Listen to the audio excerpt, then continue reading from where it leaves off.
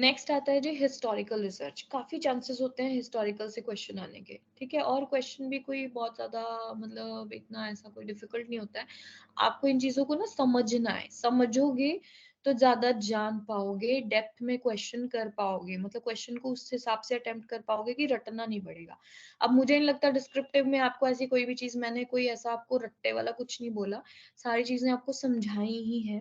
तो आपको इन चीजों को समझना है। रिसर्च और टीचिंग को जितना ज्यादा समझोगे उतना ज्यादा क्वेश्चंस को कर पाओगे, ठीक है।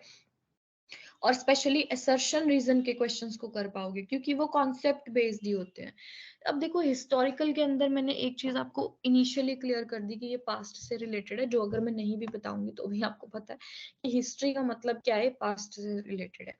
अब क्या है कि इसके अंदर हमें कुछ चीजों में कुछ प्रॉब्लम आएगी, ठीक है, जो स्टेप्स हम इसके अंदर डिस्कस करेंगे कि क्या क्या चीजें इसके अंदर अलग होती हैं जो कि डिस्क्रिप्टिव में या एक्सपेरिमेंटल में नहीं होती हैं। वही चीजें हैं जिनके ऊपर क्वेश्चन आते हैं और जो आपको याद रखनी है। अब नंबर वन पॉइंट क्या कहता है कि historical research is undertaken to answer questions concerning causes, effects और trends related to past events, ठीक है, that may shed light on the present practices और बिहेवियर। तो आप मतलब जैसे हम आज बिहेव कर रहे हैं, अगर मैं आज जो चीजें मैं कर रही हूँ वो कहीं ना कहीं मेरे पास से रिलेटेड है ना, तो इसी तरीके से हमारा जो आज का एरा है, आज की जनरेशन है या आज की सोच है, वो कहीं ना कहीं कहाँ से आई है, पास्ट से ही आई है, ठीक है। तो अगर हम किसी भी पास्ट के कंसर्निंग इवेंट से के ऊपर मतलब उसको पढ़ना चाहते हैं तो वो टॉपिक किसमें जाएगा, हिस्टोरिकल रिसर्च के अंदर चला जाएगा। It involves a systematic collection and a critical evaluation of data related to past occurrences of a particular phenomena. तो हम इसके अंदर सिस्टमैटिक कलेक्शन करते हैं डेटा की और एक क्रिटिकली उसको इवैल्यूएट करते हैं। दोनों चीजों को याद रखना, इसमें डेटा कलेक्शन में बहुत ही दिक्कत आती है। ठीक, आगे भी हम चल के इसका डिस्कशन करेंगे। देन कहता है it focuses on a careful study and criticism of data about past events, क्योंकि पास्ट में जो चीजें हो चुकी है मैं उसको विटनेस नहीं कर सकती, ठीक है। अगर मैं डिस्क्रिप्टिव रिसर्च कर रही हूँ तो मैं कहीं जाके देख सकती हूँ उस चीज को क्योंकि वो प्रेजेंट से रिलेट करती है, बट पास्ट की जो चीजें हो चुकी है, अगर मैं कारगिल के युद्ध के ऊपर कोई रिसर्च कर रही हूँ, ठीक है, या मैं जानना चाहती हूँ उसके बारे में या कुछ भी इवेंट कहाँ क्या हुआ था, वहां पे क्या चीजें थी, या कारगिल तो चलो बहुत ही लेटेस्ट है, अगर हम बहुत ही पुरानी किसी वॉर की बात करें तो हम उसके बारे में ज्यादा नहीं जान पाएंगे, है ना। तो डेटा कलेक्शन के अंदर प्लस डेटा को क्रिटिसाइज करने के अंदर के काम में हमें डिफिकल्टी वहां पे आ सकती है हिस्टोरिकल में। अगर आप देखोगे भी तो पीएचडी में भी बहुत कम लोग होते हैं जो हिस्टोरिकल रिसर्चेस ऑप्ट करते हैं। ज्यादातर ये जैसे फिलोसफी वगैरह वाले करते हैं। फिलोसफी में क्या होता है, जैसे कि कोई एक थिंकर उठा लिया, सोशियोलॉजी वाले भी ले लेते हैं बहुत बार, कोई एक थिंकर ले लिया या कोई मतलब जो पर्सन है नहीं, ठीक है, उसके ऊपर रिसर्च करने लग गए या ऐसा कुछ, है ना। तो ऐसे ले लेते हैं वो लोग, जिसे हम क्वालिटेटिव भी कह देते हैं, मतलब ऐसा फॉल कर जाता है उनका टॉपिक। अदरवाइज बहुत कम लोग इसको ऑप्ट करते हैं, ठीक है। देन कहता है कि it is a critical investigation of events, जो भी घटना घटित होती है उसे हम आलोचनात्मक तौर पर देखते हैं, यानी सही और गलत की अच्छे से पहचान करनी पड़ती है। The development and experience of past and a careful weighing of evidence of the validity of information of the past and interpretation of the evidence। तो जो भी सबूत हमें मिलते हैं उसे हमें बहुत ही सोच समझ के अपनी रिसर्च में यूज करना पड़ता है, क्योंकि आपको क्या पता कि वो सच्ची में ही उस चीज के बारे में है या सच में उस चीज के लिए लिखा है या नहीं लिखा है, ठीक है। अब इसमें हमें जिस जिस चीज के अंदर दिक्कत आती है, यानी कि जो इसके अंदर दिक्कत का मतलब मेरा ये है कि जो इसके अंदर डिफरेंट है दूसरी चीजों से, मतलब दूसरी रिसर्चेस से, जैसे ये प्रॉब्लम हमें दूसरी रिसर्चेस में नहीं आएगी। नंबर वन आता है इसका जो एक स्टेप है जिसको हम डेटा कलेक्शन कहते हैं। हम हर रिसर्च में डेटा कलेक्ट करते हैं, बट हिस्टोरिकल में हमें दिक्कत आती है, ठीक है। दो तरह का डेटा हम कलेक्ट करते हैं हिस्टोरिकल में, जैसे मैंने ऊपर भी कहा कि इसलिए दिक्कत आती है क्योंकि वो इवेंट या वो चीज अब है नहीं, तो मुझे नहीं पता चलता कि उसके बारे में जो चीजें लिखी गई हैं या जो चीजें बोली गई हैं या जो भी चीजें कहीं से मुझे मिल रही हैं क्या वो सही है या गलत है, ठीक है। तो comprehensive gathering of data is undertaken. एक तो आप जो भी मिल रहा है सब लेते हो, कॉम्प्रिहेंसिव का मतलब होता है व्यापक, यानी हम सब कुछ ही ले लेते हैं, होलिस्टिक जिसको हम कहते हैं, होल। तो मैं उसको जो भी मिल रहा है मैं उठा लेती हूँ उसके बारे में, पहली चीज तो। Then historical sources of data में आइदर बी प्राइमरी और सेकेंडरी। यहाँ से क्वेश्चन आता है, बहुत बार आ चुका है। ये आपको, ये ध्यान से आपको समझनी है ये चीज कि प्राइमरी यानी प्राथमिक स्रोत क्या होते हैं किसी भी आंकड़ों को एकत्रित करने के, और द्वितीय स्रोत क्या होते हैं, यानी primary sources and secondary sources क्या होते हैं। अब प्राइमरी सोर्सेस क्या होते हैं? पहली चीज तो ये फर्स्ट हैंड इंफॉर्मेशन होती है, ठीक है। फर्स्ट हैंड इंफॉर्मेशन यानी, अच्छा कोई बताएगा प्राइमरी सोर्स क्या होता है पुराने बच्चों में से? एनीबडी?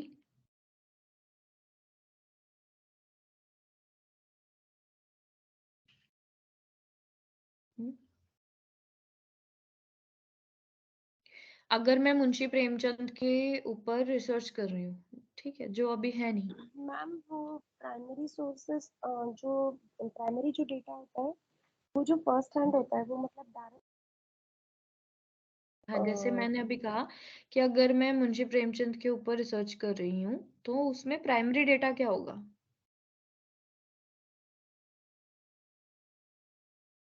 और सेकेंडरी उनके क्या खुद होगा? के हम्म। खुद के नाम से लिखा हुआ। Great, very good. उनका खुद की लिखी हुई जो चीजें होंगी, है ना, उनके खुद के हाथ से फर्स्ट हैंड इंफॉर्मेशन, मतलब उनके खुद के बोले हुए शब्द, उनके खुद की लिखे हुए शब्द, उनकी खुद की लिखी हुई बुक्स, या जो भी उनके जैसे कविताएं थी या जो भी चीजें उन्होंने खुद ने की, ठीक है, वो रहेंगी प्राइमरी सोर्स के अंदर। और सेकेंडरी में क्या रहेगा?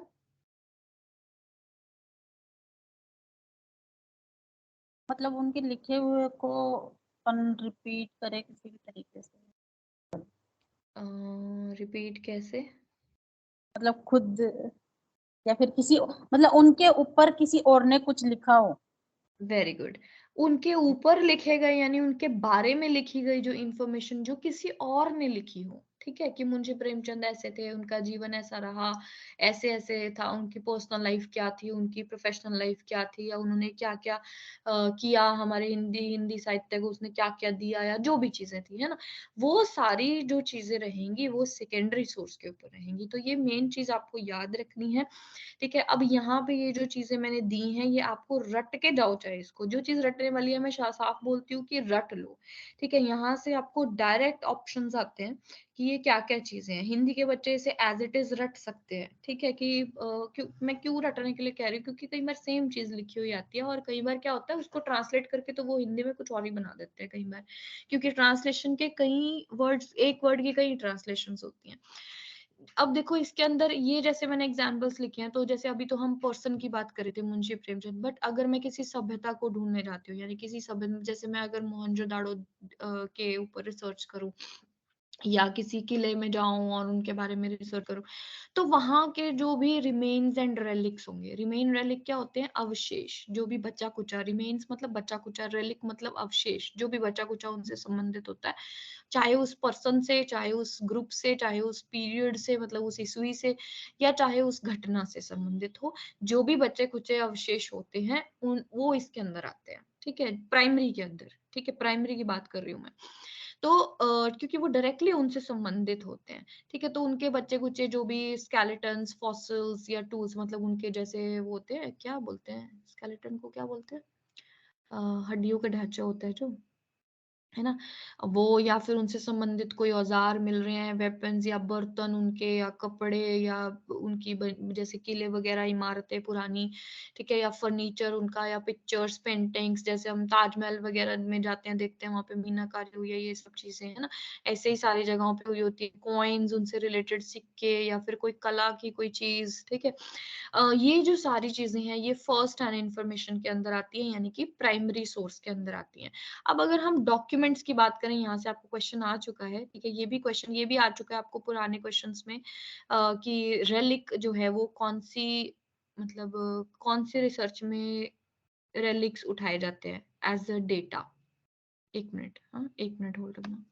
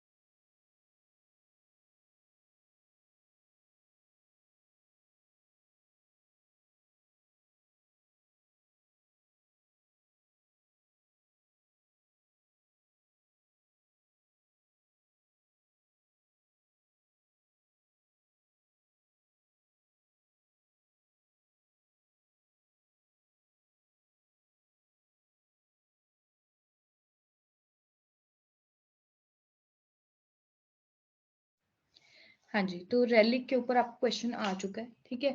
फिर मतलब सीधा रैली की लिखा हुआ था उन्होंने कि जो अवशेष हैं वो उनको हम किसके अंदर डेटा एज अ डेटा उठाते हैं, तो हिस्टोरिकल रिसर्च उसका आंसर था, सिंपल सी चीज। और इसी तरीके से हमें यहाँ से भी क्वेश्चन आ चुका है कि अगर मैंने एक डॉक्यूमेंट उठाना है किसी के बारे में, तो उसमें से अगर मेरे पास उन्होंने काफी ऑप्शंस दिए होते, 3-4 ऑप्शंस थे, जिसमें से न्यूज़पेपर वाज द आंसर। उन्होंने ये पूछा था इसमें से प्राइमरी सोर्स ऑफ डेटा कौन सा है। हाँ, ठीक है। तो अगर मैं डॉक्यूमेंट उठा रही हूँ, कोई एक डॉक्यूमेंट का मतलब क्या हो गया, कोई किसी का लिखा हुआ कुछ उठा रही हूँ, तो उसमें जो कैरेक्टर्स होते हैं या कोई लॉ हो गया, लॉ की कोई मतलब कोर्ट की कोई रूलिंग हो गई, कोई ऑफिशियल ऑर्डर्स पास हुए हैं, ऑफिशियल रिकॉर्ड है, या किसी का लिखा हुआ ऑटोबायोग्राफी है, कोई खुद का लिखा हुआ लेटर है, मतलब किसी की personal diary, deed, will, license, declaration, certificate, bill, ठीक है, या फिर रिसिप्ट, या न्यूज़पेपर, या फिर मैगजीन्स। ये सारी चीजें क्या होती हैं, जब हम डॉक्यूमेंट की बात करते हैं तो ये सारे डॉक्यूमेंट्स क्या होते हैं, प्राइमरी सोर्स होते हैं। क्लियर। देन आता है आपके पास सेकेंडरी सोर्स की बात होती है। अब सेकेंडरी सोर्स में जैसे कि सुनीता ने हमें क्लियर किया है कि अगर किसी के बारे में कुछ लिखा गया है या जिस चीज के ऊपर आप रिसर्च कर रहे हैं उसके लिए थर्ड पर्सन ने जो भी कहा है, ठीक है, वो हमारा सेकेंडरी सोर्स में आता है। So the writer of the secondary source was not on the scene of the event, वो पर्सन वहां पे नहीं था। ऐसा नहीं है कि जिसने मुंशी प्रेमचंद के बारे में लिखा है वो मुंशी प्रेमचंद के साथ रहते थे या उनका उन्होंने मतलब वो, लेकिन उन्होंने भी उसके ऊपर स्टडी की है, ठीक है, और उनके बारे में लिखा है, तो उसी को हम सेकेंडरी सोर्स कहते हैं। Then secondary sources of data are usually limited, ये बहुत कम मिलता है, ठीक है। ज्यादातर हमारी कोशिश यही होती है, हम ये उठाते ही नहीं है, ये हमेशा याद रखना। एक हिस्टोरिकल रिसर्च को जो बंदा करता है उसकी कोशिश यही होती है कि मुझे प्राइमरी सोर्स ही मिले, सेकेंडरी अगर मिल भी रहा है तो आप उठाते नहीं हो, क्योंकि कई बार वो ऑथेंटिक ही नहीं होता। अब मैं किसी के बारे में कुछ लिख रही हूँ तो हो सकता है मैंने भी तो इधर उधर से ही लिखा होगा ना, तो हो सकता है वो इन्फॉर्मेशन इतनी सही ना भी हो। तो वो वर्थ, लिमिटेड वर्थ, ये वर्थ नहीं होता इतना लेना, ठीक है, कलेक्ट करना, because of usual errors that result when information is passed from one person to another person. For example history books, जैसे आप हिस्ट्री बुक्स में अगर देखोगे, अगर मैं मान लीजिए अकबर के बारे में ही देखने लग जाऊं, है ना, तो किसी ने कुछ लिखा है, किसी ने कुछ लिखा है, किसी ने कुछ लिखा है, कहीं पे कुछ लिखा है। अब इसका मतलब क्या होता है, मतलब 3-4 अगर स्टोरीज मुझे मिल जाए अलग अलग उनके ऊपर कि पर्सनल लाइफ में तो जी बड़े ही अच्छे थे, अब हमने जोधा अकबर मूवी देखी उसमें तो दिखाया नहीं कि अकबर तो बड़ा ही बर्बरता करता थे, अकबर तो, उसमें तो ऐसा कुछ नहीं था, है ना। तो लेकिन एक्चुअल में अगर आप हिस्ट्री बुक्स में पढ़ेंगे तो उन्हें, उसने तो बड़ा ही खून खराबा किया था, बहुत ही उनका मतलब इस चीज में नाम फेमस है। तो बहुत सारे अलग अलग सोर्सेज आपको मिलने के चांसेस होते हैं सेकेंडरी के अंदर, जिसकी वजह से जो इन्फॉर्मेशन है वो गलत आने के ज्यादा चांसेस होते हैं। जैसे आज अगर मैं सुनीता से कोई बात कहूंगी, सुनीता कल दिन हर्षिता से कहेंगी या ऋचा से कहेंगी, तो क्या होगा कि बात बदल जाएगी तब तक, है ना, चौथे पांचवे पर्सन तक पहुंचते पहुंचते जो हमारे शब्द हैं वो कुछ और ही हो जाते हैं, एक का दो बन जाता है, दो का तीन बन जाता है। तो इसीलिए हम सेकेंडरी सोर्स ऑफ डेटा को ऑप्ट करना सही नहीं समझते हैं, ठीक। तो ये प्राइमरी डेटा और सेकेंडरी डेटा क्लियर है आपको, इतना क्लियर है।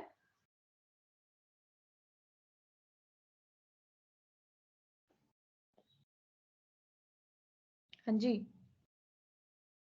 Yes ma'am. Okay. Then next चीज आती है हमारी आलोचना, क्रिटिसिज्म, ठीक है। देखो बाकी रिसर्चेस के अंदर जब हम डेटा को कलेक्ट करते हैं उसके बाद हम उसका एनालिसिस करते हैं, मेरी इस बात को ध्यान से सुनना।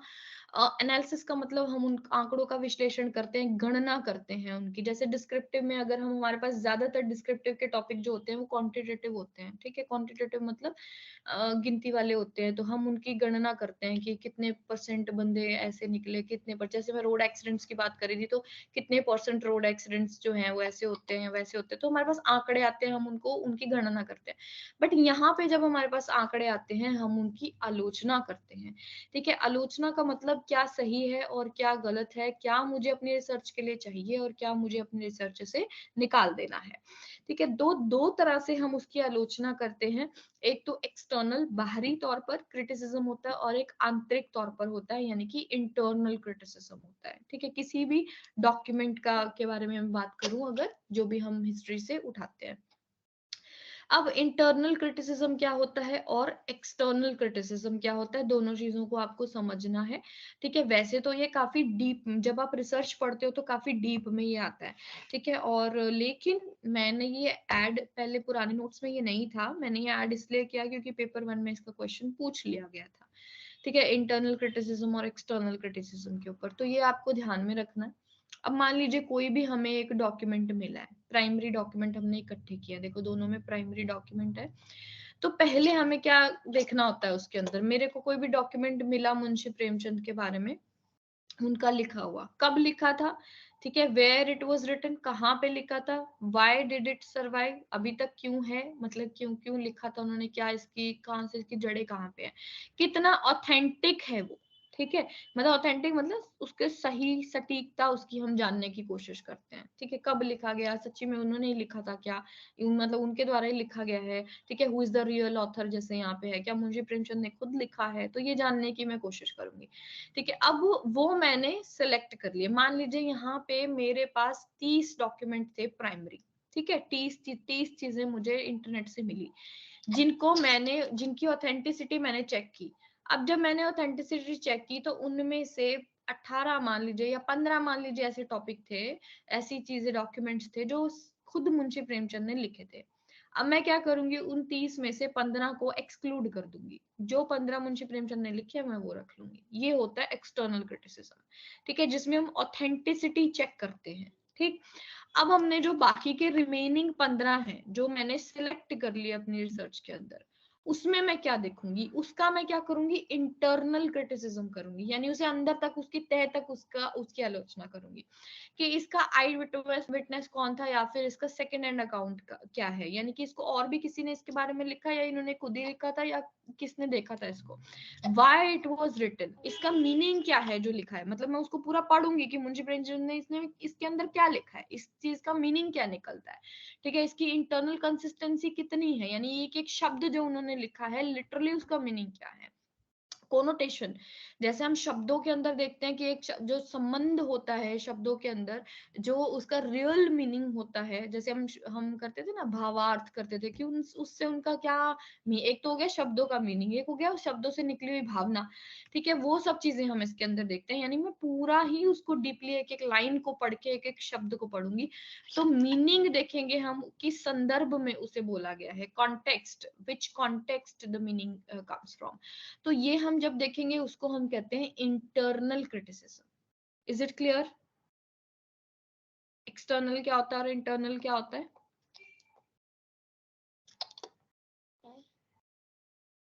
हाँ जी, बताओ अगर क्लियर नहीं हुआ।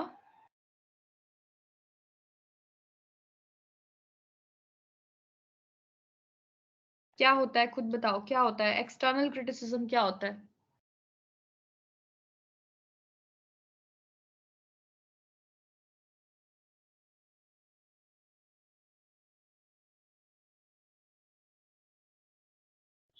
इधर हाँ जी,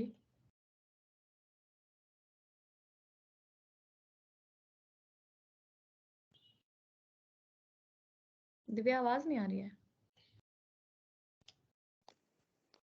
हेलो, हेलो, हाँ जी, हाँ जी, अब आ रही है ना अब आ रही है। मैम। इधर जिसमें हम ये चेक करते हैं कि कोई डॉक्यूमेंट है कि नहीं है, ऑथेंटिसिटी। हाँ जी, और इंटरनल के अंदर,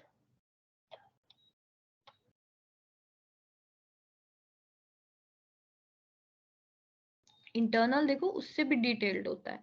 ठीक है, एक तो हो गया कि मैंने 10 बुक्स खरीदी, उनमें से मतलब 10 बुक, मैं दुकान पे गई, मैंने 10 बुक्स निकाल ली मुंशी प्रेमचंद की, लेकिन उनमें से 5 ही मेरे काम की थी, मतलब मैंने देखा कि ये 5 ऑथेंटिक है, मैंने वो 5 रख ली। अब इसका मतलब क्या है कि वो एक्सटर्नल क्रिटिसिज्म हो गया। एक्सटर्नल क्रिटिसिज्म तो फेस टू फेस ही हो जाता है डॉक्यूमेंट का, यानी आपको देख के ही। अब अगर मान लीजिए मैं कर रही हूँ कि मुंशी प्रेमचंद के ही, अगर मैं एग्जांपल चेंज नहीं कर रही हूँ क्योंकि फिर आप कंफ्यूज होगे, अगर मैं मुंशी प्रेमचंद की पर्सनल लाइफ के बारे में पढ़ना चाहती हूँ, ठीक है, लेकिन मैं एक शॉप पे गई, अब मैंने उनकी पढ़नी है पर्सनल लाइफ, मैं तो निजी जीवन के ऊपर रिसर्च कर रही हूँ, तो अगर मुझे 10 बुक्स वहां से मिल रही हैं लेकिन 5 ही बुक्स उनमें से वो हैं जो उनकी निजी जीवन के ऊपर है, ठीक है, तो मैं वो 5 ही उठाऊंगी।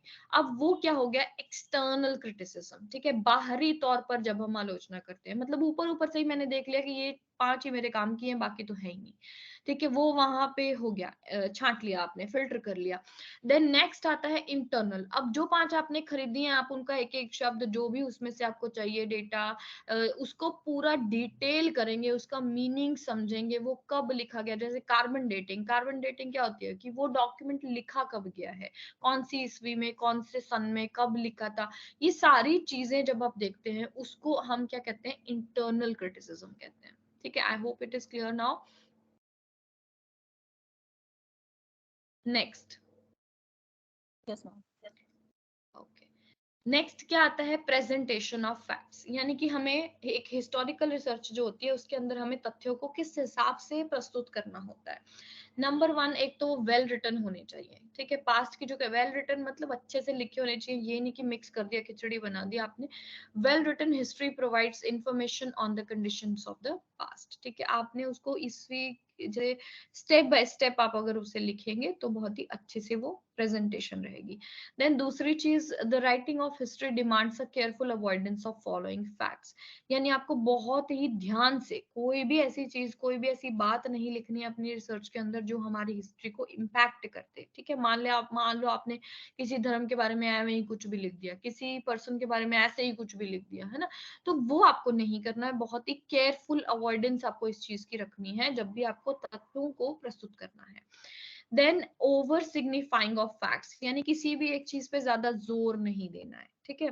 Then over generalisation from insufficient evidence, अगर आपके पास पुख्ता सबूत नहीं है, जैसे है ना, इनसफिशिएंट मतलब अगर मेरे पास पूरी चीज नहीं है, मुझे आधी बचादी चीज पता है, तो मैं उसको जनरलाइज नहीं कर सकती, ठीक है, उसको छोड़ दो।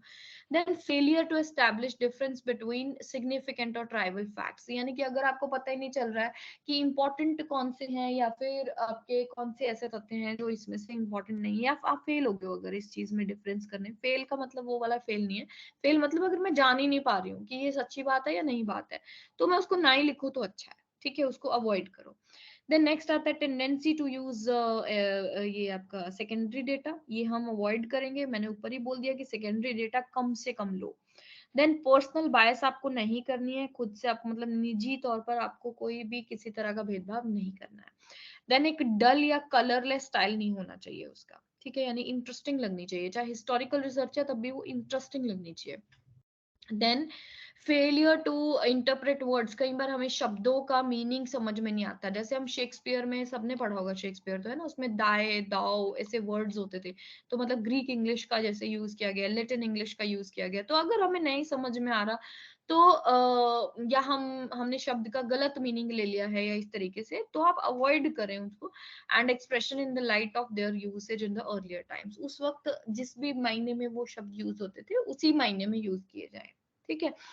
देन आता है किस किस एरिया में हम एक हिस्टोरिकल रिसर्च को कर सकते हैं। देखो, एक तो हम पीरियड्स पे कर सकते हैं कि अगर मैं देखना चाहूँ कि इस ईस्वी में कैसा कैसा रहता था माहौल, या मतलब जो भी पीरियड्स होते हैं, ठीक है, टाइम पीरियड्स, या फिर मैं जियोग्राफिकल लोकेशंस के ऊपर कर सकती हूँ कि पहले ये चीज यहाँ थी, फिर अब ये चीज शिफ्ट होके वहां उस देश में चली गई है, जैसे हमारे इंडिया पाकिस्तान का पार्टीशन हुआ तो पहले इधर पंजाब था, अब उधर पंजाब है, मतलब जो जितना पंजाब उधर है उसके ऊपर मैं कर सकती हूँ, जियोग्राफिकल लोकेशंस चेंज होती हैं उसके ऊपर आप कर सकते हैं।